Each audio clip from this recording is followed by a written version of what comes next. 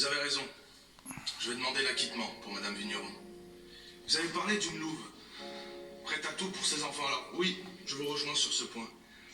Prête à tout pour ses enfants. Mais en ce qui concerne la louve, mais je vois surtout une femme en détresse.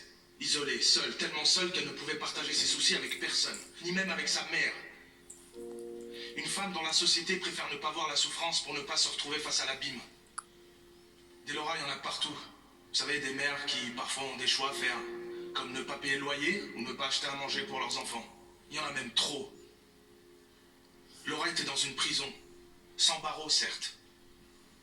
Mais la précarité est parfois bien pire que la prison, vous le savez, n'est-ce pas? Non. Non. Je vois bien que ces messieurs ne voient pas du tout de quoi je parle. Mais c'est pas grave, hein. Personne vous en veut vraiment. Mais je vais quand même me permettre de vous expliquer. Comme beaucoup de gens, Laura a des petits revenus. 1171 € par mois net. Un petit peu plus que le SMIC. On peut ajouter les APL et la CAF. On arrive à 1476 €. En face, on a un loyer à 650 €. Ça va.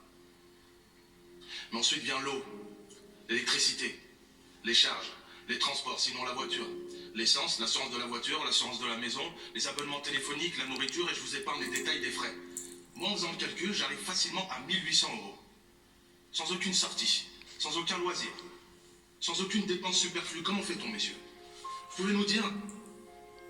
Est-ce que quelqu'un parmi vous a une solution? Dites-nous, on est preneurs. Non? Bien sûr que non. On préfère baisser la tête et attendre que ça passe. Je vous assure que ça va pas passer.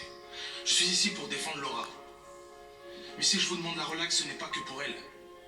Parce que quand la société est injuste, quand elle choisit de ne pas voir qu'une grande partie de la population ne peut pas s'en sortir, faut agir. Les invisibles, ceux qu'on préfère ne pas voir. Un jour viendra où ils prendront la parole. Et ce jour-là, on ne parlera pas d'un braquage raté sans ambition. Mais vous savez de qui je parle? Je parle de tous ceux qui se lèvent à 5 h du matin.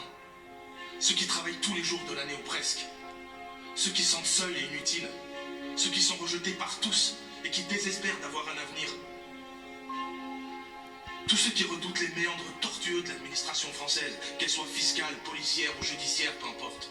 Tout cela se soulèveront un jour, vous verrez, Monsieur le Président. Vous verrez que ce peuple-là pue, ce peuple-là grogne. Mais avant tout, ce peuple-là pense aussi.